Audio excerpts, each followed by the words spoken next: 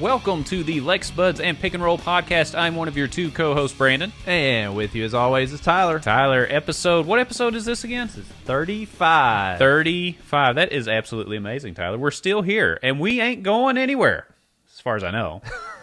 I'm going to be here. Okay, I'll still show up too then. Absolutely, Tyler. We got a lot of stuff to cover in the show. Okay, we obviously got to talk UK basketball, the issues with that. So we're going to talk a lot of sports. We're going to talk some news as well with the new vaccine coming out. We've got a really fun topic coming up at the end where we're going to talk about moral dilemmas. And first of all, we really appreciate you chiming in on our Guilty Pleasures draft that we did last week on the song choices. That was pretty fun. That was a blast, and we have completely made a fool of ourselves.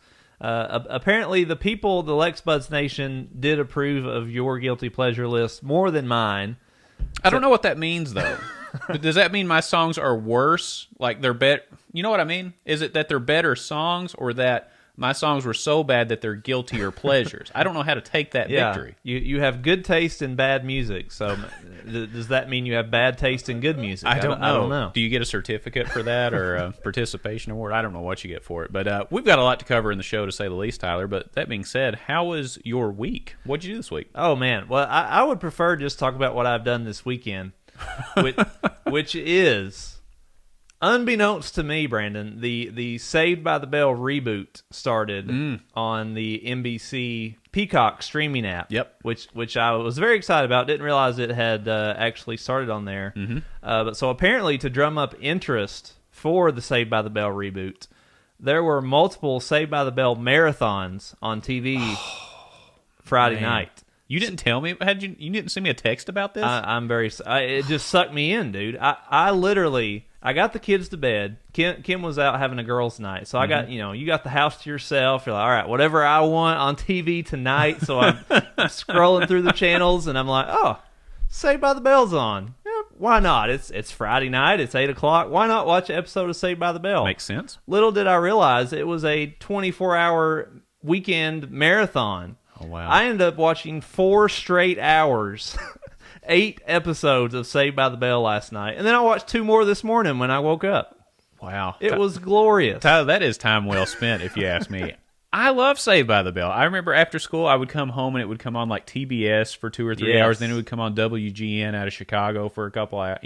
It was like Saved by the Bell to the fullest extent every day after school. I loved it. It was, and it was. Let me tell you, they had the best episodes. I watched Jesse's dad's wedding. Oh, which was a great 2-parter. Was that one in Palm Springs? Yeah, in Palm. That's when Zach and Kelly got back together. Oh. They also had the Zach and Kelly breakup in the ensuing episodes. They had the murder mystery weekend episode.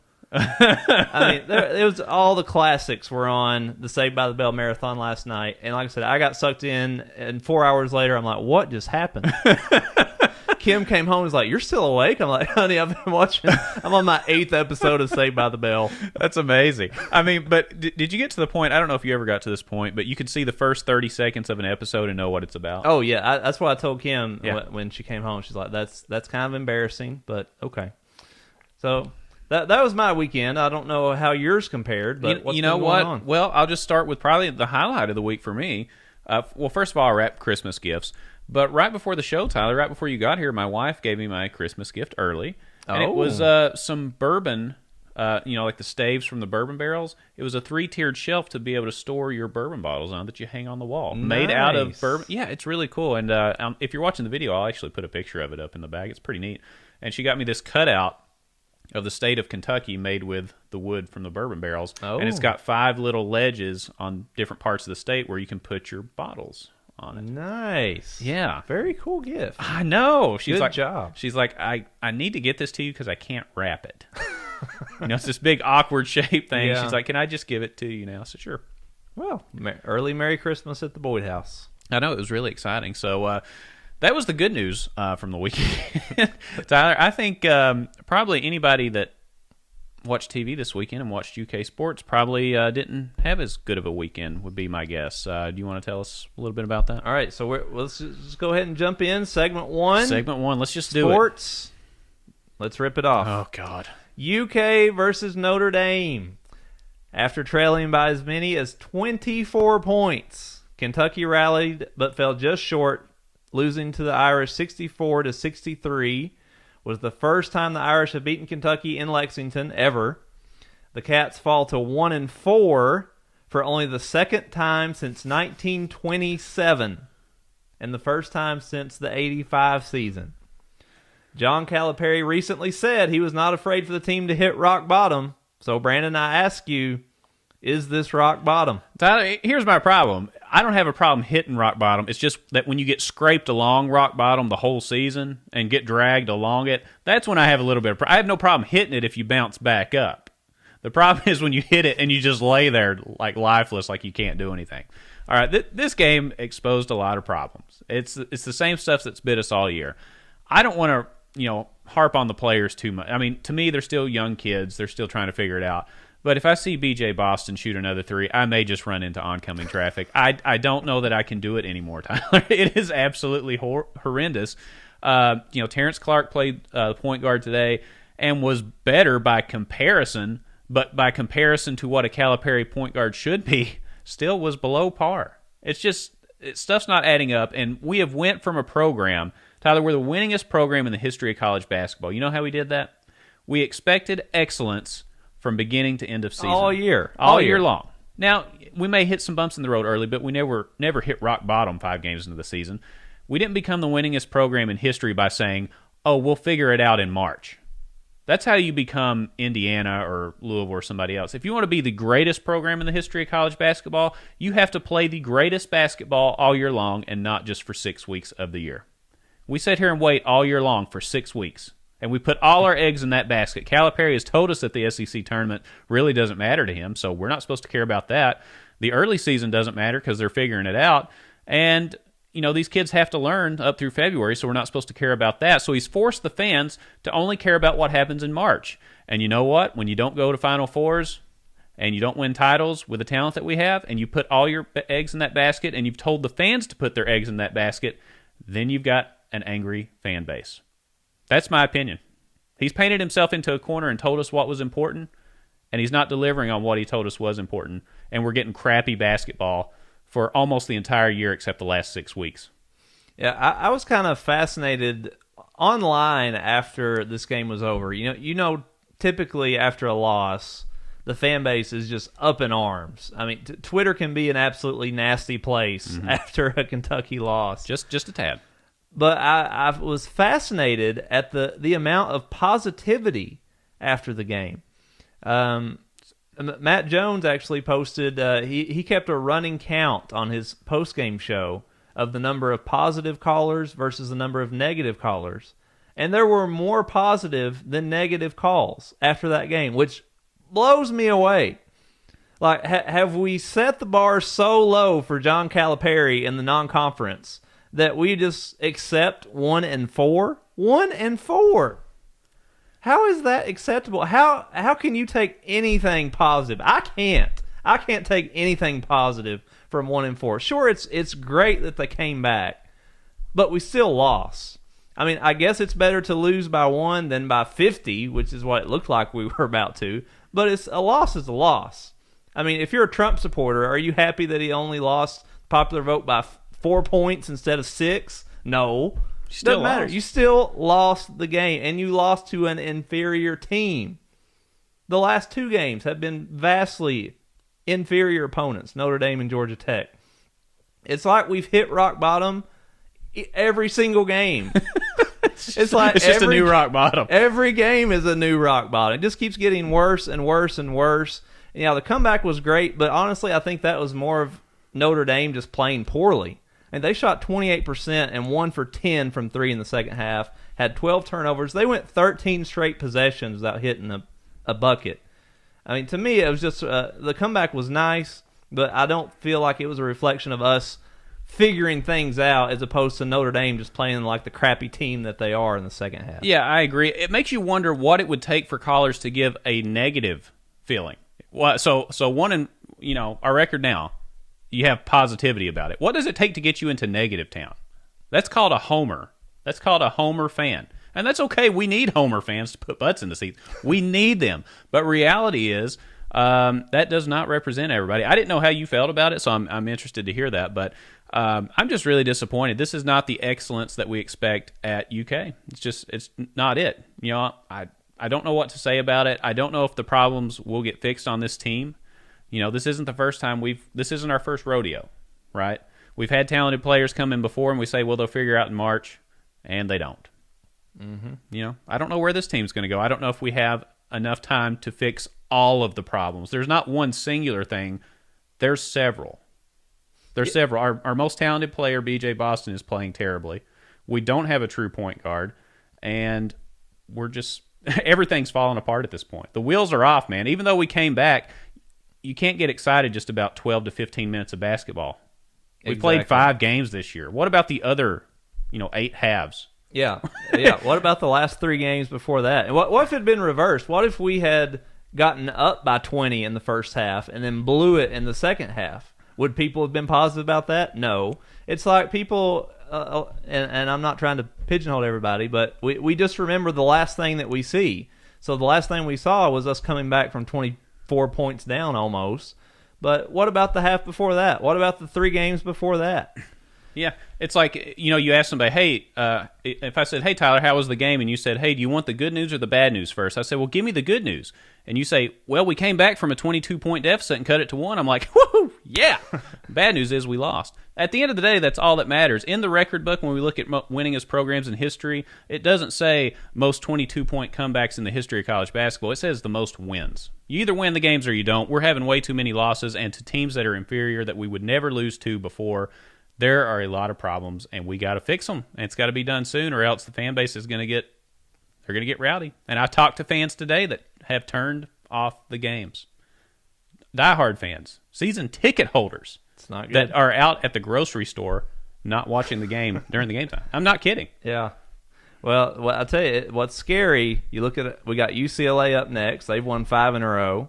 Johnny Juzang is going to light us up in that game. He's going to have a career night. Then we got Louisville after that. So 1-6 is a legitimate possibility we could be looking at. And last thing I want to say, I don't know if you follow Ken Pomeroy and his computer rankings, but I'm a big follower in his. I think it's the best statistical predictor of how teams are going to do. Right now, Ken Pomeroy projects Kentucky to finish the season 12-14. Losing record. Moving on to the next topic, Tyler. Thanks for ending on a bright note. Really appreciate it. Any other downers? Do you want to kick us while we're down? Kick our dog or something? But anyway, moving on. Tyler, on to football news. Eddie Gran, UK football's much maligned offensive coordinator, has been let go, and the search for his replacement is heating up. Coach Stoops says he is playing the replacement decision close to the vest, and any names you may hear in the media as possible choices for replacement probably aren't going to be accurate.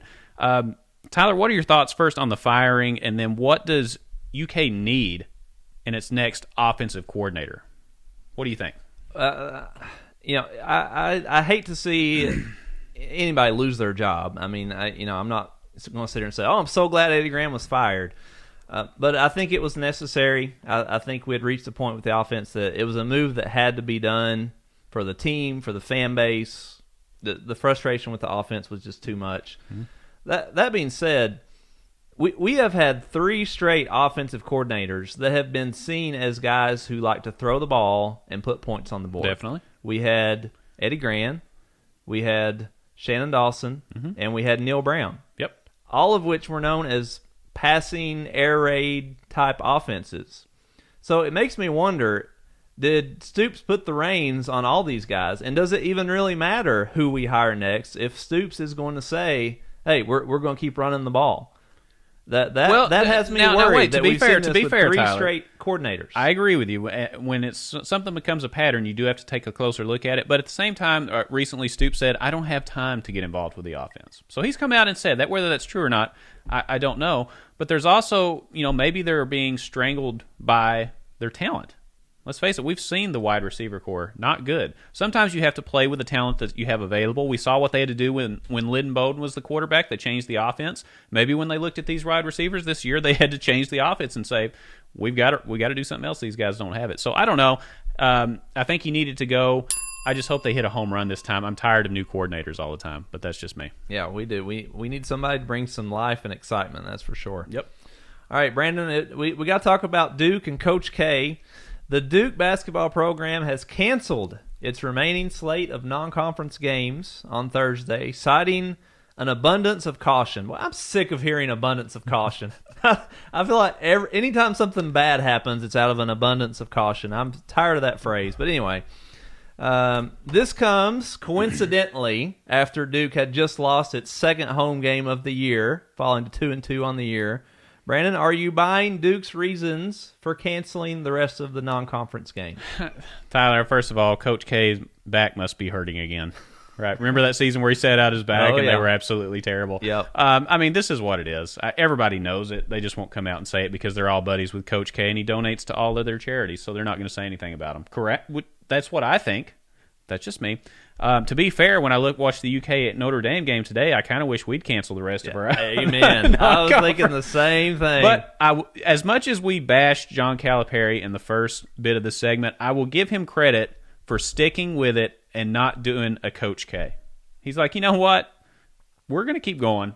And first of all, he's saying that this is the safest place the kids can be. And I actually do believe that. If you sent all these kids home to 12 different homes in 12 different cities across the country and then had them come back, do you think that's safer than keeping them in a place where they can be rapidly tested and treated at world-class facilities? I think they're much better off where they are right now, in my opinion.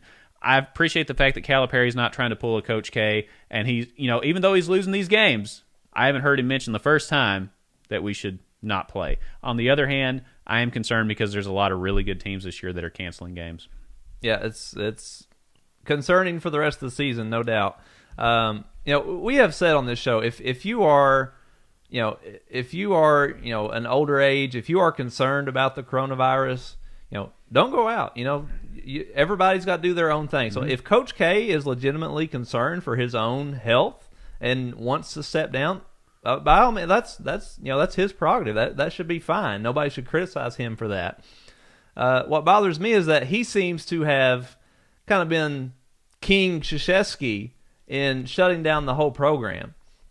Okay? It was kind of like when the Big Ten shut down the football season. All the players were like, "Hey, wait a minute! Like we actually want to play." Yeah, like how did the Duke players feel about this? Why couldn't they? He could just have one of his assistants coach the team. Tyler, first of all, that's not the case. That's not the case. It's not the case at all, because if he cared about it, he would have just canceled the out of conference at the beginning of the season. Exactly. We've only been in the season for a month. He's only a month older. Now all of a sudden he's worried about his age with COVID. Give me a freaking break. All right, what's next? Okay, so Tyler, Scott Satterfield, U of L's football coach, found himself in hot water recently when it was discovered that he had indeed spoken to the University of South Carolina about their head coaching vacancy. To make matters worse, Satterfield, to justify the move, stated in his press conference, quote, "I think as players, it's a bit different. I know sometimes we like to lump coaches in with players. As a player, you're there for 3 to 4 years and then you're done. I think as coaches and as players, you don't have a family. It's just you as coaches. I'm just thinking in general terms here. Coaches have wives and kids." Tyler, if you were a U of L fan, what do you think about that quote from Scott Satterfield, your football coach, basically saying that coaches' lives matter because we have wife and kids and we can do whatever we want? It is one of the stupidest comments I think I've ever heard. Like, I don't even think he knew. It's kind of like Michael Scott when he says, sometimes I just start a sentence and I don't know where it's going. I feel like that's where Scott Satterfield. Like, it was just the most rambling, incoherent nonsense that I've ever heard. And then he tried to cover it up and say how difficult players have it and all they go through. But if you are a high school recruit and you hear Scott's tots make this comment about how coaches can leave but players shouldn't, who the heck is going to want to come play for that guy? Like, does he realize recruits are watching that? Like, that was just a dumb statement. It made no sense whatsoever, and I would be outrageous if I was a Louisville fan. Yeah, I mean, if I were him, between that and people finding out that he spoke to South Carolina, I would probably just not say anything for like a week. People forget. People have very short memories. Just stay in your basement for like the next week. Don't say anything. Pull a Joe Biden. Don't say anything. People will forget about you, and then they'll think, "Oh, where's Scott Satterfield? I'd like to see him." I mean, honestly, that's like a strategy. I would totally do that. Just shut up. Don't go out, and people will forget about it. Yeah. I loved it as a Kentucky fan, though. Yeah, absolutely. I ate that up. All right, Brandon, the last topic for our sports segment today. The SEC and ESPN unveiled a 10-year media plan starting in 2024. It is reported that ESPN is paying over $300 million per year. $300 million per year. And it ensures that every SEC football and men's basketball game will air on ABC or an ESPN network. Now, the interesting part that I think fans will be the most upset about is that ESPN Plus, which is the streaming ESPN network, gets to pick up the rights to 1 football game and 2 basketball games per team per season. So that means we're going to have 1 UK football game and 2 UK basketball games that are only available if you pay for an ESPN subscription service. So, Brandon, is this a good deal or a bad deal for the fans? Look, there's a lot of money coming into the SEC. It's a good deal overall for the conference. When I'm thinking about fans, I'm thinking about, well, they're going to have to purchase basically 2 basketball games a year. My hope is that they do it early in the season because, according to John Calipari, those games don't matter. So when we're playing the early season games, just let them take those because, we don't really care about basketball until late February, mid-March anyway. So, I mean, if that's the philosophy of UK basketball now, what's the problem? Well, I feel like the fans just keep getting more and more screwed every single season. I mean, the fan experience at games keeps getting worse. Now we're having, every year they're adding more channels and subscription services that we have to get to be able to watch the game. I remember you used to be able to just watch every game on ESPN. Yeah. And then they started ESPN2. Yeah. So you had to call your cable company, make sure you got ESPN2 added. Then it was the SEC network. So you had to make sure your cable company got that. Now, on top of paying the outrageous cable prices, we got to get an ESPN Plus streaming account. This is just ridiculous. But it is so much money. These teams and the SEC, they don't care about the fan at this point. You got to take that money. They don't need fans to buy tickets anymore because they're getting. I mean, I don't know what 300 million divided by 12 teams is, but it's a lot of millions. It's a lot of millions. So really, the fans are irrelevant at this point. They don't need the fans. So I think fans are becoming obsolete, honestly. Well, a lot of fans are staying home and watching things on their HD TVs, Tyler. I mean, we've seen a decline in sports attendance across the board, not just college basketball or football. Even at Alabama and UK, Alabama football, UK basketball, we're not filling up the places. There's a recognition here that I think people are staying home and watching these games. And if that's the case, why not go where the fans are trending to go? Would you rather reach 20,000 fans at Rupp or millions of fans on ESPN? That's a trade-off. That's probably what they're thinking in the room. And if you're talking pure dollars and cents and don't care about the fan experience, then it's probably a pretty good deal for the SEC. Can I borrow your ESPN Plus account, by the way, when we start playing games? No, I will not share my password with you and call you right before the games. Okay. Anyway. Well, that was a good segment, Tyler. I enjoyed that one. We've got a lot more coming up. We talked about, in segment 3, we are going to cover our moral dilemmas. But in the next segment, Tyler, we've got news on the vaccine. We've got an interesting drug manufacturing error that I think will be of interest for a lot of people. Does Colin Kaepernick have an ice cream flavor? And are there aliens? I mean, there's a lot to cover next segment. That's a lot of random topics right there. It's going to be fantastic, Tyler. And, we appreciate you guys listening so far. We're going to refill our bourbon glasses, I think, and we will see you right after the break.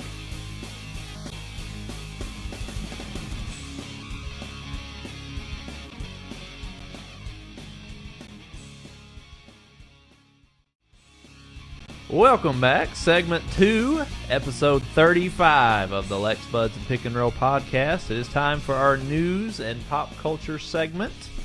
We just want to give everybody a reminder. If you aren't following us on Twitter, please give us a follow at Lex Buds on Twitter or search us on Facebook, Lex Buds and Pick and Roll. And if you are listening to us on Apple or wherever you're listening to us, please feel free to give us a nice review if you enjoy listening to the show.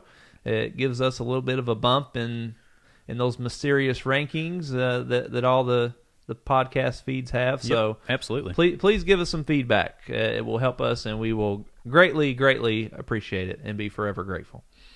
All right, Brandon, let's jump right into it. Segment 2, the rundown. Here we go. Yeah, let's do it. Tyler, this in what could be probably the biggest news of the year.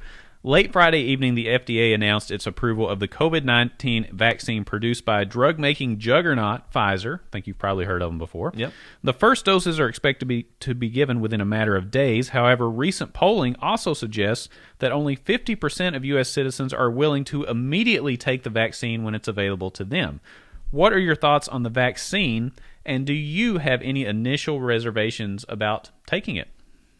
Oh, well, first off, let me say, if there's anything we've learned in the last 4 years, it's that these polls are always 100% balls on accurate. and excuse my language there, but if there's anything we've learned, it's that polls aren't worth the Charmin Ultra Soft that we wipe with, because this segment's already off the rails. We just got started. Okay. I mean, I who knows? Who knows what percentage of Americans want to take? I don't believe the information in that poll for a second. So you'd say they're fake news? Yeah, I'm calling fake news. Nobody asked me whether I want to take the vaccine, and I want to know who these people are. I just did. Are you gonna? What are your thoughts on it? Do you have any reservations about it? Obviously, it's been sped through pretty quickly. Do you have any reservations about it, just in general? I think I did at first, but the more I've kind of heard about it and talked about it and read about it, I'm ready to go. Sign me up. I will take it as soon as it's ready for me, and I think that's probably how most people feel. What we're seeing is that a lot of specific demographics like pregnant women, children. Yeah. None of the trials were run on those demographics. So they will be. Yeah. They will be. They've announced that they're going to do studies on children later on, but they definitely know that they need to start with adults because they're most prone to having issues with this anyway. Exactly. So, I mean, we'll get to the kids later. They're doing studies on kids 5 to 11 years old coming up in April, I think. And then based on that study, they'll decide whether kids even younger can take it. But with kids, you have to do it in steps, right? You don't want to just start testing it on newborns or something like that. Sure. You want to start it out and dip down. I'm excited about it. Give me a shot in each arm. I'm ready to take this sucker, be done with it. Tyler, I've traveled like 4 or 5 times since this whole crisis started. I thought I would get it at some point, but I just haven't. So maybe, I thought I'd be immune to it, and it's just not happening. So I'm going to take the vaccine. I'm excited about it. It's huge news. Everybody hoped for the vaccine, and then you see these polls that say 50% say, I'm not going to take it. It's like, what were you waiting for, man? You told us this whole time you were waiting for it. Now you don't want to take it? Give me a break. It's if it's scientifically proven to work, I'm taking it. 100%. All right, let's go. Following up on the vaccine, a big issue is who's going to get the first doses of vaccine. So we know healthcare workers, frontline workers are going to be first. But Governor Beshear announced this week that teachers and school staff in Kentucky would be among the first in the state to receive the COVID-19 vaccine. They would have access after those frontline healthcare workers and the nursing home patients and workers there. Brandon, do you approve or disapprove of teachers being among the first to get the vaccine? Tyler, I strongly approve of this because I think one of the biggest travesties that's going to come from this, the whole COVID experience, aside from the people getting sick and, people have died. I'm not saying that this is worse than that. But I think the biggest travesty that we've had this whole time is the lack of in-person education and the fact that we've put our school-age children 1 year behind when the U.S. already struggles in education. We are not at the top. And Kentucky definitely ain't at the top. So now you've taken a whole year of quality education out. We're seeing a lot of reports of failing grades from students, even students that were doing well in class now reporting failing grades. I think the teachers have got to be up there towards the front because, the kids, it's been shown that kids aren't spreading this, right? For some reason. I don't know why. But, I could see where teachers may be apprehensive to get back in the classroom, right? I mean... But this should eliminate that. It should allow for the kids to get back in the classroom where there's lower risk for spread. I think it will help alleviate the biggest travesty that's come from this, aside from the actual sickness and death, but the secondary causes, the lack of education, the kids not being schooled properly. I can't wait for it. I hope that they're one of the first ones to get it. Yeah, I told my wife, if anybody listens to this show long enough knows she is a teacher also, and I told her weeks ago, I said, honey, you're going to be one of the first people offered this vaccine. Like, you know this, right? Because everybody is ready for the kids to go back to school. We have seen that basically our entire economy is dependent upon schools being open for people to be able to go to their 9-to-5 jobs every day. So we've seen the importance of it and how much the parents and communities are ready for kids to be back in school. So I 100% agree with this. I think good call by the governor to prioritize teachers getting the vaccine. Good job, Andy. Yeah, and good job, Governor Beshear. Did you hear me say that? Can you say that again? Nope. All right, so moving on to the next topic. Tyler, in what some would consider a bit of a downer, pharmaceutical company AvCare issued a recall on Wednesday after reporting that 2 of its medications had been inadvertently mixed up during the manufacturing process. Story. I don't know. What are those 2 drugs that got mixed up in the manufacturing process? One was trazodone, which is an antidepressant that's also used for sedation. The other, Tyler, sildenafil, which is used for erectile dysfunction. Does this news bring you up, or does it make you feel down?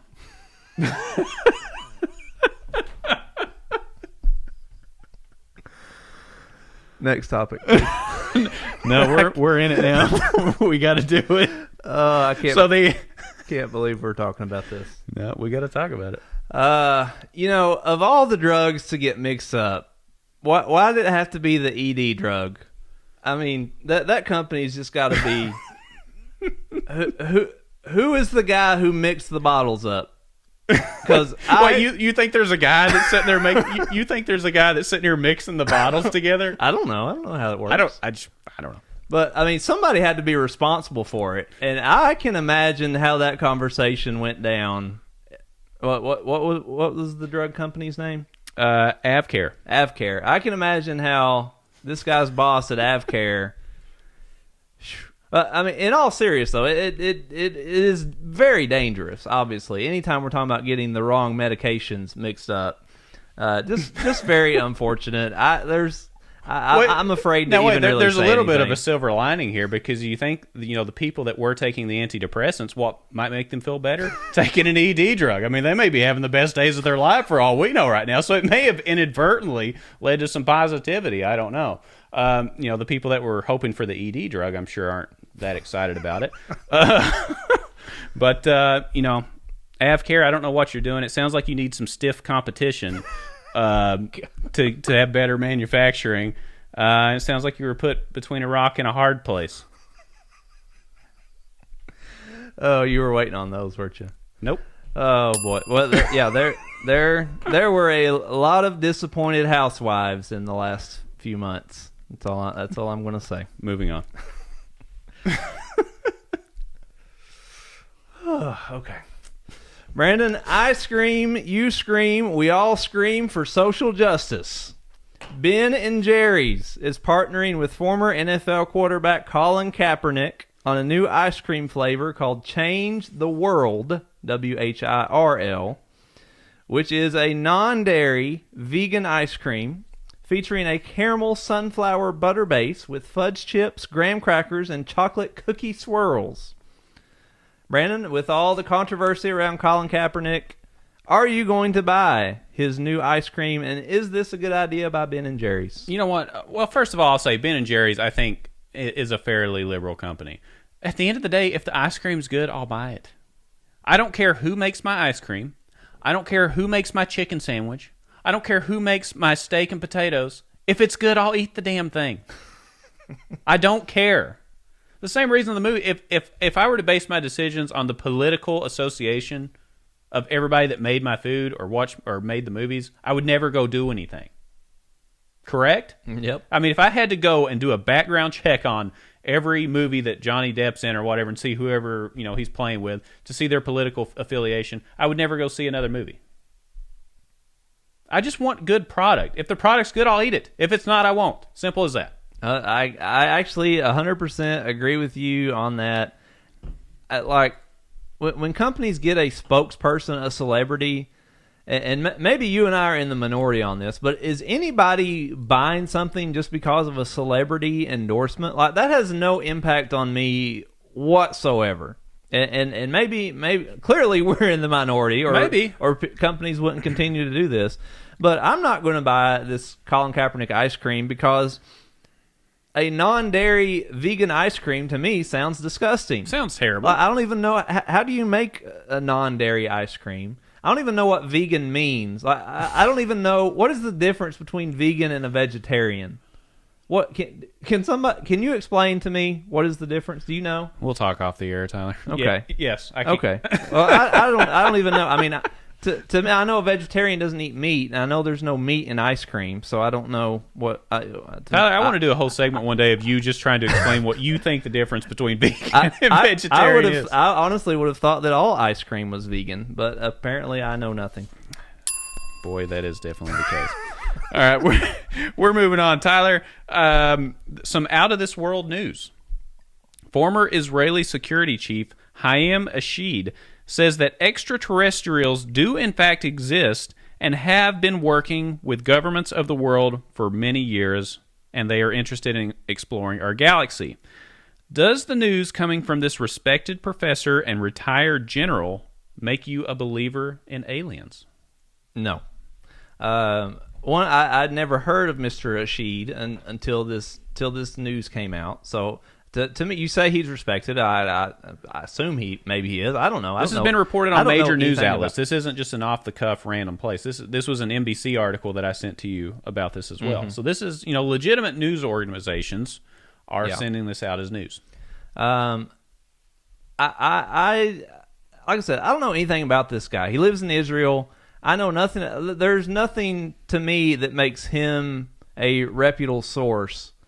And honestly, I was thinking about this because, one, I don't think that they're aliens. If there are, I don't think they have been to Earth and have negotiated some sort of government agreement. Didn't he also say there was like a hidden base underground on Mars or something? That's correct, and that Donald Trump actually knows about this and almost blurted it out loud. Yeah, I don't believe that for a second. I think this is a bunch of malarkey. That being said, it did make me think, like, if somebody did come out and say they were aliens, is there anyone that I would actually believe that could say it? A reasonable question. Because I don't believe this guy. I don't even know if I believe Donald Trump if he came out and said it. I don't know. So I was thinking, who would I believe? And there is one person I came up with. Oh, okay. One person that if they said aliens existed that I would believe. You know who it is? Who? Mr. Rogers. If Mr. Rogers told me they were aliens, I would believe Mr. Rogers. I think he is the one person that I think wouldn't lie to me about aliens. Oh, wow. Mr. Rogers. Everybody else is just out for the publicity. I didn't see that coming at all, Tyler. But to be fair, this guy is a very respected professor. I mean, he is looked up to in his field. This isn't just some kook that's just out of the blue. This is a guy that people have looked up to and followed his teachings for a long time, and a retired military general. So, I mean, this is somebody, and when asked why he would bring this out now, he said, basically, I've achieved everything I wanted to in my career, and I have nothing to lose because, I've already achieved everything, so nobody can take anything away from me because of these comments, is why he came out and said it. So do you believe him? Oh, boy.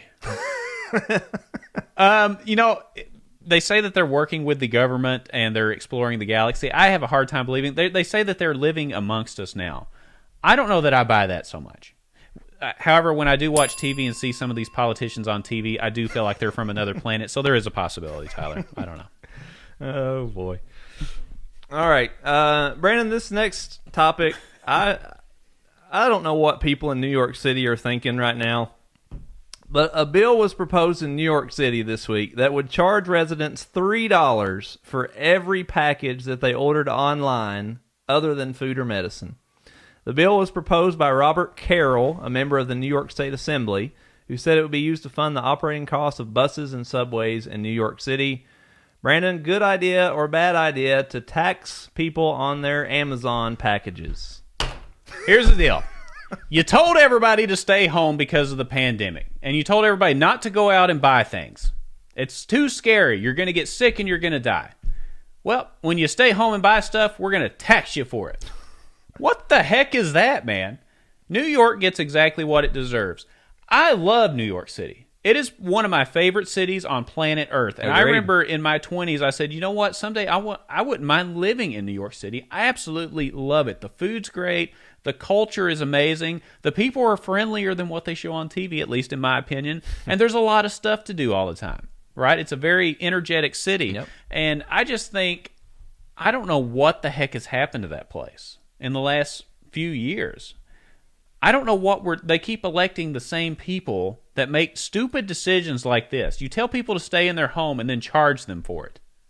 Now, to be fair, they said they're not going to charge for groceries and things like that. Yep. But people are supposed to go out into stores and buy things.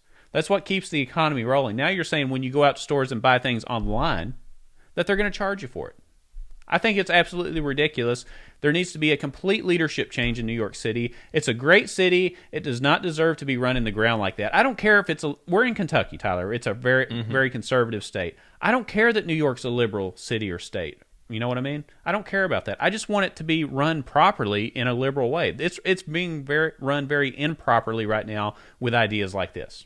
It's ridiculous. It is absurd. So you're going to tell me, a single mom who's got maybe a newborn, you're going to charge her $3 to get her kid's formula and diapers delivered? Well, no. Now it's not gonna go on groceries. It's just going on deliveries outside of groceries. Now I don't know if diapers and formula are considered groceries. I mean, what I saw was just food and medicine. So that's true. So, there may be a gray area there. Yeah. So it's again, where do you draw that line? But again, at some point, we have told people stay inside, limit, being around other people. This is the complete. You think New York City would have learned? They were one of the epicenters for the coronavirus outbreaks, and now they're trying to basically discourage people from shopping online. I don't know what they're doing. This makes no sense. Robert Carroll, I don't know what you were thinking, but you are ridiculous, sir. Please go home and reevaluate your priorities in life. To also be fair, you mentioned the mothers trying to buy things for their kids. Let's say it's not diapers and formula. These kids grow and they need clothes, correct? Yeah. I mean, they keep getting bigger clothes. When that mother goes online to buy new clothes for their growing baby, they're going to pay a $3 charge for every delivery. It's absurd. It's absolutely ridiculous. Do better, Robert Carroll. It's a great city, and I don't like to see it run in the ground like that. It's too good of a place to mess up. I do not like it. But all right. What's next, Brandon? All right, so Tyler, YouTube has been in the news recently. YouTube recently announced that it will remove any new videos alleging that current President Donald Trump lost the 2020 election because of fraud.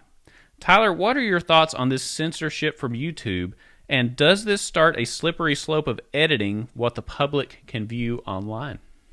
I don't care. I don't care. I think what you don't care about what? I don't care that YouTube is censoring video. That's their prerogative. Okay, if you don't like what YouTube is sharing, start your own YouTube. Start your own website to upload conspiracy theories about Donald Trump. That is their company. They can choose and not choose what they allow to be published on their website. That should just be. I don't get the outrage. Okay, like I know lots of people are leaving Facebook to go to the. I don't even remember. Parler. To go to Parler. Yeah. So, is everybody going to quit YouTube and Facebook and go to Parler and I don't know what the equivalent to YouTube is now, Vimeo or something? I don't know. I don't know what it is. So I mean. Who cares? I'm still going to go on YouTube and watch ridiculous videos. That's what I'm there for. If they want to restrict certain videos, that's their right as a company. They can do what they want. I don't care. Well, the other half of that argument is, Tyler, that how are you ever, if you go online, let's say you're just Joe consumer, and you're trying to Google what other services are available. Well, you know who owns YouTube? Google. So how are you going to search for those other places? They control everything. They control the search for any new places. So the thought is, in my opinion, I wish there was just open lines of communication. People can post whatever they want, and you make an educated decision on what you think is best. I don't like censorship in this way because I think it's a very slippery slope. They're basically manipulating what people are seeing online. Google is the primary search target, and it's really the only search option for people. And YouTube is really the only search option for video. YouTube is a search engine for video. That's all it is. Mm-hmm. So they control the two major ways that people find news. And you're telling me that me and you could just start up a search engine and video site and compete with YouTube? No, I think it actually needs to be broken up at some point. They've got a monopoly on the industry. So I think people have a legitimate gripe, and I don't like it. I just don't like censorship in general, whether it's YouTube, whether it's Google, whether it's the music industry for that matter. I don't like it. So you think people should be able to upload in any type of video they want and say whatever they want. Any type of legal video. I didn't say anything. You can't murder somebody and put it on YouTube. Okay, I'm sure. saying legal video. Yes. Okay, so why not? So people should get on it and be able to post videos about here's how we plan to overthrow the government. That's illegal. I said legal. Okay. Anything legal, right? I'm not saying put up, child pornography or put up, overthrowing the government. We're going to kill everybody. That's illegal. I'm talking about you should just be able to open free expression. I wish Parler was better. If you go on Parler, it's all absolutely nut jobs. Okay, I went on it, and it's absolutely crazy. I wish that we just had an open platform where everybody could say just whatever they want, and you followed those people. They said what they wanted, and if you don't agree with them, you just go unfollow. But I wish everybody had the open expression just to say whatever they wanted. Yeah, I agree with you to an extent.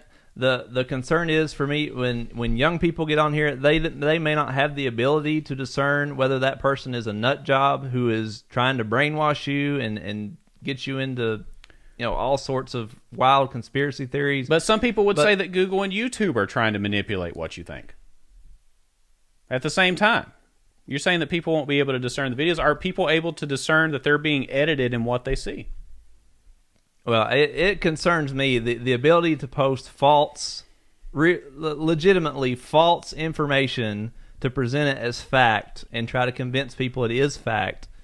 That concerns me. But as a democratic government, it concerns me. Fair enough. Okay, what do we got next time? Right. I mean, I disagree with you. We could do a whole other segment on that, but we got to move on. All right. We're going to end this on a light note, Brandon. This was one of the happiest stories I have seen in a long time. The KFC, Kentucky Fried Chicken movie, is coming out this weekend. Lifetime and KFC revealed that Mario Lopez will be playing Colonel Sanders, and the title is just great. The title, A Recipe for Seduction. A Lifetime original mini-movie, which airs, we're recording Saturday night, comes on tomorrow at noon. Brandon, are you watching the KFC movie? Tyler, my DVR is set. They had me at Mario Lopez. Okay, first of all, I love Mario Lopez. He is the equivalent of like a Ryan Seacrest, but somebody that I like better. You remember there was a time Ryan Seacrest was like everything, right? He was a TV show host. He helped host that show in the mornings. I can't remember what it was, with Kelly Ripa. Yeah. I don't know what the heck it was. He had his own radio show. He had his own podcast, I think. Mario Lopez can do no wrong, in my opinion. He was on Saved by the Bell. He hosts all kinds of entertainment shows, and he's like the all-American guy. I absolutely love Mario Lopez. He can play whoever the heck he wants. I know that Colonel Sanders wasn't a Hispanic man. I know that, Tyler. I'm fully aware of that. But I don't care. It's perfectly fine. I like Mario Lopez. I've got my DVR set. I'm going to watch it. I think it's only 15 minutes long. Yeah. I hope they extend it to a full-length movie. That's just my opinion. I watched the trailer. And if you have not watched the trailer, please pause the podcast right now. You'll thank me later. Just go watch the trailer for A Recipe for Seduction. I have so many questions after watching the trailer. Why does he not have a Southern accent in the trailer?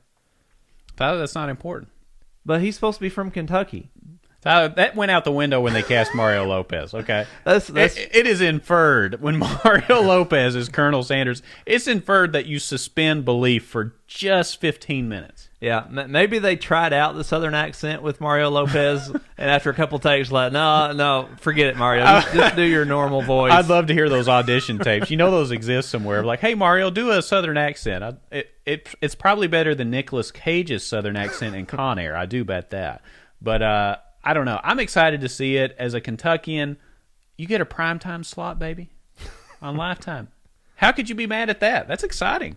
Yeah, it's something. You know, we talked about John. We talked about John Calipari and the Cats hitting rock bottom. This may be the rock bottom for movies. No way. This is all time. They're just getting started, bro. I hope they do a whole series on this, a whole mini series where it's spread out over weeks, and I have to watch it every week on DVR. I'm excited about it. Well, that being said, I'm going to watch it too. Tyler, I don't know if we could pick any more random topics for the last segment that we just did. We covered KFC and Mario Lopez, aliens, vaccines, teachers, ice cream.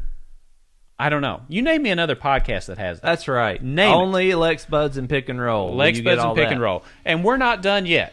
Segment 3, Tyler, we are going to talk about moral dilemmas. Yes. We're going to spin our wheel of moral dilemmas and try to answer some questions honestly. Yeah, about what we would do. We're going to find out how ethical we are today. It's going to be interesting. Stay tuned, and we will see you right after this break.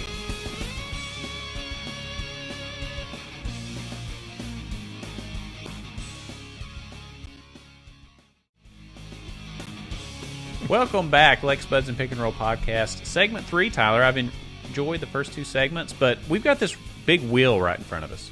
I don't know if you noticed that. I love this wheel. It just showed up on the table. Tyler, you sent me a text earlier this week, and you said, you know what, I've got this idea for our wheel. For anybody that's listened to the show, you know we've done our Wheel of Stupid Topics, where we spin this wheel, and we come up with stupid topic ideas. In this particular case, Tyler, you mentioned, hey, why don't we do moral dilemmas? Let's do our Wheel of Moral Dilemmas and see how ethical we really are when we're presented with an uncomfortable situation. And I think we just get straight into it. Okay, let's do it. We're just going to spin the wheel. We've got 10 different moral dilemmas on the wheel, 10 different scenarios in which we would have to figure out what would we do in each scenario. Absolutely. So I'm going to spin first, Tyler. And for those watching us on video, two of the wedges on this wheel are green. We work with a green screen behind us, so two of these wedges are going to appear black, but we're going to be able to see them, just so you know. All right, we got this thing off Amazon. It was a really good price, so we're going to roll with it. Are you ready? Let's go. Let's do it. I'm excited. Oh, good spin. Good spin. Big money, no whammies, all right. And stop. Okay, we've got Robin Hood. Ooh, okay. First one, Robin Hood. You're going to read this one, right? Am I going to read this one? Where's the Robin Hood? Okay, there we go. Yeah, okay, this is the Robin Hood moral dilemma, Tyler. You ready? Let's go. Let's do it. Okay, you are an eyewitness to a crime. A man has robbed a bank, but instead of keeping the money for himself, he donates it to a poor orphanage that can now afford to feed, clothe, and care for its children. You know who committed the crime. If you go to the authorities with the information, there's a good chance the money will be returned to the bank, leaving a lot of kids in need. What do you do, Tyler? Oh, man, this is a tough one. All right, first one off the bat. I know. I think I would... I'm not going to go volunteer the information. Okay. If the police came to me directly and asked me, but having seen that this is going to benefit poor kids in an orphanage as opposed to, Mr. Pennypacker at the bank who's, sitting on millions of dollars, I think that money would be better off for the children. So unless they come, I'm not going to lie to the police if they come ask me, but I'm also, if I see it's going to a good cause, I'm just going to let it be. Oh, wow, Tyler. You're so unethical. I can't believe it. No, I mean, to be fair, so you're saying if someone commits a crime, it depends on what they're going to do with their earnings. Is that what you've just said? So when if you're on jury duty, just for future reference, attorneys that are out there, if you're on jury duty, Tyler, you're going to say, okay, I know that you killed somebody, but why'd you do it for?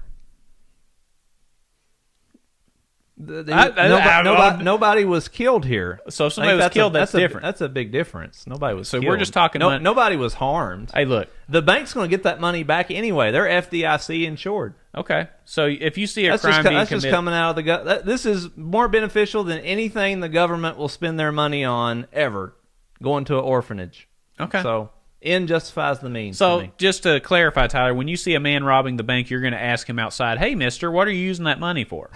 Is that correct? No, I'm not, but in this scenario, I did. So okay. But no, I'm not. No, that's fair enough. I'm going to go hide in the corner somewhere. Yeah, it's one of those scenarios that I would, if somebody asked me, I would tell them, but if they didn't ask, I would just rest on my laurels and just hang out and not do anything. But so you're going to do the same thing as you're just giving me crap. And well, now you're I'm I'm trying to play devil's advocate here because it's a reasonable question. We've seen a crime being committed. However, we see crimes committed every day. We see people run stop signs. Do we call the cops on them? That's true. No, we don't. Speeding. Yep. All right, Tyler. You okay. ready to spin? Let's go. I'm going to try to Bob Barker this and spin the wheel here. All right. Bob Barker. Nice work. What do we got, Tyler? We landed on Robin Hood again. Okay, here, I'll spin it this time. Okay. What are the odds? Okay, we got Get Rich. Oh, okay. What we got for Get Rich? The Get Rich dilemma, Tyler. You read this one. Or die trying. Okay. Brandon, your friend offers you an opportunity to make a great deal of money very quickly. He has arranged to set up an offshore account for your profits. He will not tell you how he is making the money, but you get the impression it is not legal. And he says if you will invest $500 from that investment, you will never need to work again.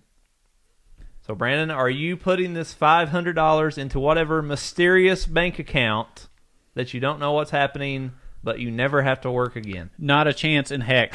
There's no way, because if he needs my $500 to make that much money, my first thought is, why is he telling me about it? Why doesn't he just do it for himself? You know what I mean? You see these get-rich-quick programs on TV. I sit there and watch them. I'm like, why are you telling me? Why don't you just do it all yourself? You know all the answers. Just go do that.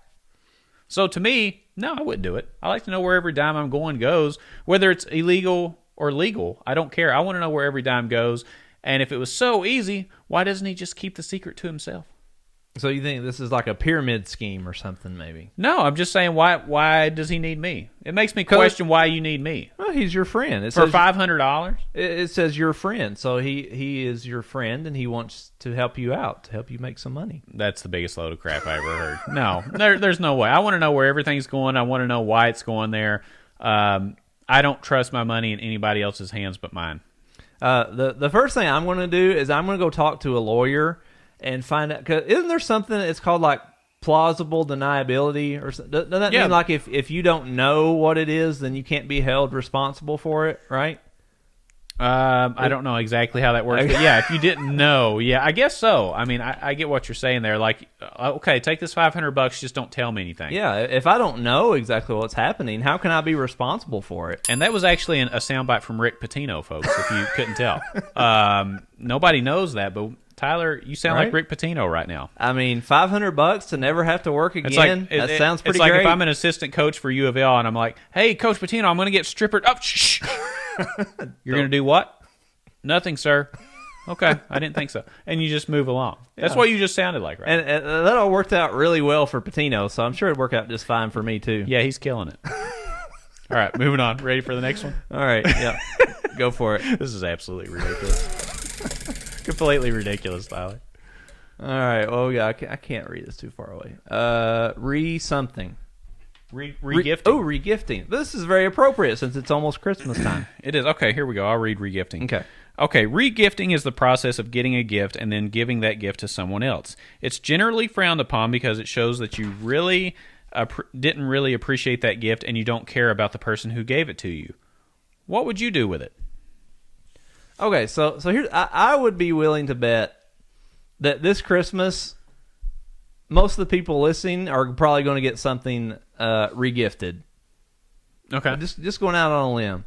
Hey, so let's say you get a gift that you don't want, you're not ever going to use. Okay, what are you supposed to do? Do you just throw it away? So if your options are, I'm going to throw this away, or I could give it to someone else who might use it. I mean, it seems to me you're actually doing the world a benefit by regifting, by not just filling up a landfill somewhere with this trash that you have just carelessly discarded. So I actually think regifting helps save the planet. Oh, jeez. Okay, Al Gore, calm it down a little bit. See, I wouldn't regift something. I would not regift if somebody took the time to go to a store and get me something and give it to me. I teach my kids this, Tyler. I say, it's not about what's in the gift. It's the fact that somebody took the time to give it to you. And you cherish that gift. Now, how long you keep it's a different story. Now, at that point, you may trash it, but sometimes we'll take stuff to like a Goodwill or give it to people that could use it that need, an item of decor or something like that. I don't know. I like to give it to people that I know are going to use it. If somebody is moving into a new house or a new apartment or something, they need a piece of decor, and I got it for a Christmas gift, I would just give it to them because I know that specific situation, they could use it. Because otherwise, if you regift it, you may start this whole cycle of regifting to where this one gift ends up in like 5 or 6 different people's hands, and it ends up in the trash. So, I mean, I'm a little different than you, but I get where you're coming from. I don't like regifting. I don't like it. So what do you do with a gift if you don't like it? You just keep it for a while and then you later on throw it away? I keep it for a while and I save it for a situation where I think somebody could use it. Yeah. So it's kind of like a birthday card. Most people get a birthday card. You can't just throw the birthday card away immediately. Sure. You have to keep it for a little while to show that it meant enough to you, and then like a month later you throw it away. Absolutely. Let's move on to another. This is really interesting, Tyler. I really like this conversation. Let's keep going. We're learning a lot. Yeah. All right, big bucks. No whammies. Ooh, what's the yellow one? I can't read. What does that say, Tyler? What does that say? Accidental Samaritan. Ooh, accidental Samaritan. Yeah, okay, so moral dilemma. We're going to try to figure out what we do here. Accidental Samaritan. Okay. What do you got, Tyler? All right, this is a little bit lengthy, so try to stay with me. That's what she said. Let's go. You're involved in a 2-car crash on your way to work one morning in which you accidentally hit and kill a pedestrian. Okay. As you get out of the car, you're intercepted by a tearful woman who seems to think that she hit and killed the pedestrian. You're not sure why she thinks she hit the person, but she is convinced there is only you, the woman, and the person you hit on the road. There are no witnesses.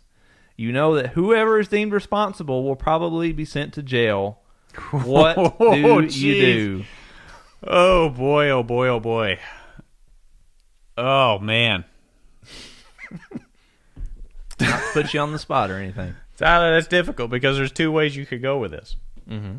One way is that you just own up to it, you call the police and do it. The other way is that you just knock out the other person that saw it, and now you got 2 dead people, and you just leave. Right? That's basically your 2 situations.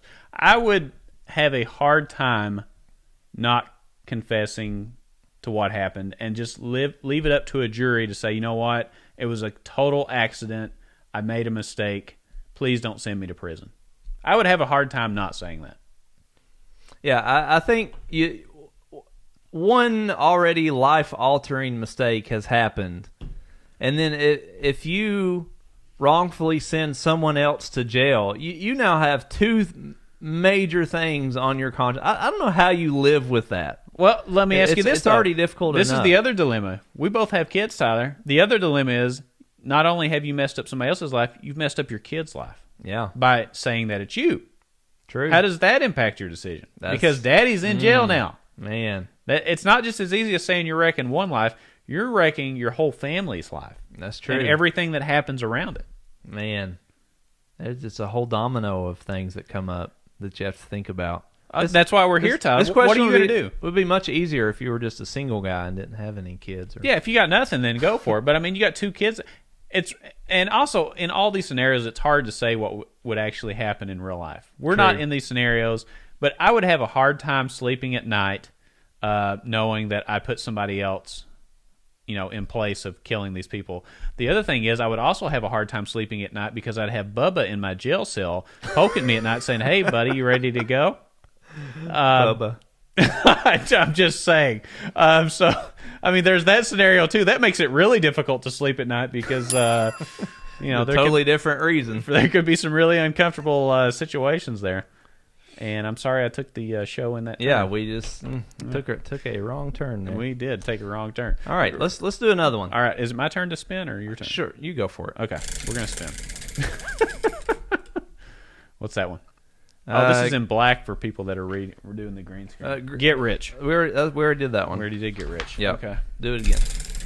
I'll let you spin if we do this again. Okay, this is the purple. Aliens. Aliens. Oh, we talked about aliens in segment 2. Alien-filled show today.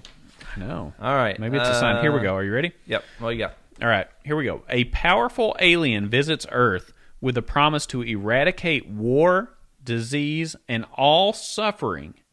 In return, the alien demands a small child. Tyler, what do you do?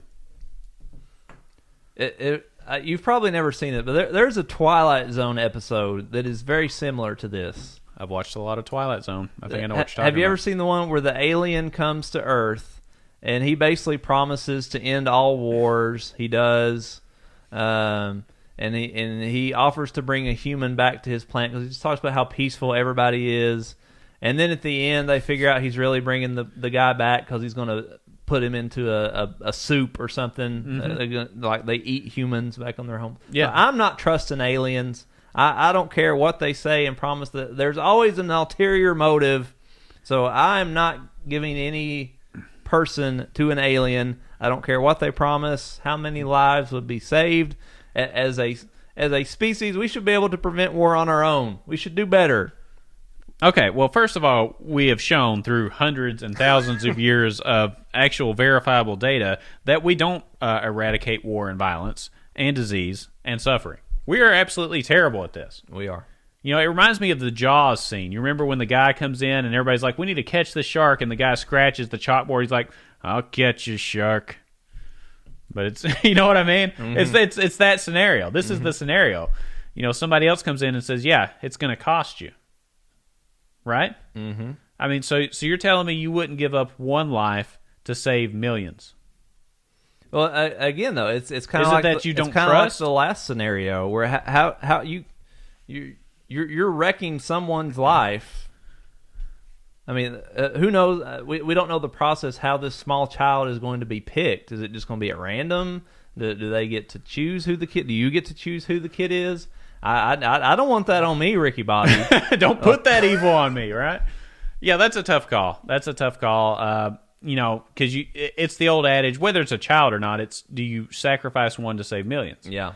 And in my opinion, you know, this is kind of weird, but I agree with you in this sense. I know we've disagreed some in this segment, but in this sense, the aliens would have to give me proof that they're going to follow through on their word. What do I have from the aliens that says they're going to follow through? I've watched Washington, D.C. for years to know that people promise stuff and don't follow through. You're going to tell me that you're going to do it? You better show me something, buddy. You better give me something. Good point. Yeah, absolutely. Tyler, let's do one more of these. All right. And then we'll call it a day. We'll call it a day. Yep. All right, here we go. Now, we've went through like 5 of these, so the odds of us hitting one we haven't landed on are slim. But let's keep doing it. Take a Herculean spin for me. You can do it. I can do let's it. go. All right, big bucks. No whammies. No whammies. Man, it's the third time we landed. I'm just going to go to the next one. Okay, what's that? Yeah, let's do yellow. Yellow? Have we done yellow? I like to watch you spin it, though. Go okay. ahead. All right, what's the yellow? Okay. The draft? All right, yep. Okay. All right, Brandon, you have been drafted into the military. After your physical, they make a mistake, wrongly diagnosing you with an illness that would excuse you from service. What would you do? I don't want to be drafted into the military. I would be an absolute train wreck. I would be totally inept at what I'm doing. It wouldn't work. I respect the military tremendously because they do something that there's not a snowball's chance in France that I could do on a competent level. There's no way. I mean, it just wouldn't happen. So, in my opinion, it's not my fault that they mysteriously diagnosed me. I'm moving on. If that's what they say.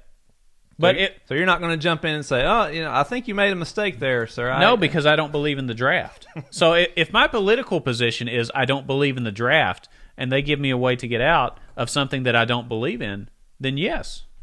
So unpatriotic. Where's your sense of duty to your country, to your fellow man? All right, Kim Jong-un, everybody has to go to the military. No, I don't like the draft. I don't like it at all. I don't think it's right. We've got enough people that can fight. You know, if there were aliens, we just talked about aliens in the last part. If there were aliens that were coming to Earth via, you know, let's say like an Independence Day scenario, then I may sign up. But as far as I know, we're not doing that. So no. Okay. I'm also again kind of like the bank robber scenario. I'm not going to volunteer anything. If I can get out of it, I'm like you. I would be worthless. Like I can't shoot a gun. Like I own a gun, but if I ever had to actually try to shoot somebody with it, I don't know that I could hit the broadside of a barn with a gun. Tyler, make sure you don't give out your address for people to break in on that one. I mean, I own a gun and I practice every night. Yeah, and you're a dead-eye shooter, Tyler. Dead-eye. Yeah. Yeah, I mean, I get it. I get, that there's this sense of patriotic duty. I just know that there's people that could do it better. So why would I do it? There's people that can do it to a level that is so much better than me. Yeah. I mean, we're starting to push our 40s right now at this point. So, I mean, how valuable are we really going to be? There are much younger guys and ladies that could do a much better job. Yeah, there's no doubt. There's no doubt. I barely make it through a day trying to watch my kids and keep them from killing each other, Tyler. Yeah, I can barely. Those are the battles that I'm fighting. The battles that I'm fighting are trying to wake up every day, make sure my kids eat okay, don't kill each other, and make it to the next day. Yeah. It's a struggle for me just to stand up and sit down sometimes without groaning. I groan every time. I groan. Oh. Yeah, it's uncomfortable. Tyler, this has been a very interesting segment. I love moral dilemmas. It's it puts your ethics to the test. It does. And like you said, you don't really know until you're ever put in the situation, but it's unlikely we would ever be in any of these, so it's fun just to talk about and think, what would you do in those scenarios? Absolutely. Well, it's been a fun show, Tyler. We have covered so much. This was a crazy We've crazy covered show. Moral dilemmas, aliens, vaccines, Colin Kaepernick, UK basketball, Coach K. I mean, you tell me what other podcast has that out there, and that's fine. I'm not going to give you anything, but just tell me if there is one, because I don't believe it. We've covered just about everything. And as Tyler mentioned earlier in the show, make sure you follow us on Twitter at LexBuds, on our website, lexbuds.com. On Facebook, just search LexBuds and Pick and Roll. And we're going to keep the train going, man. This has been fun. I love the new setup of the show. I think things are going really well, and I can't wait for the next episode, Tyler. Yeah, stay with us, guys. We'll be back here, as they say, same bat time, same bat channel that you always find us. We'll be right here next week. Hopefully we have a win to talk about next time. We need it really badly. All right, we'll see you guys next time. Stay classy, Kentucky.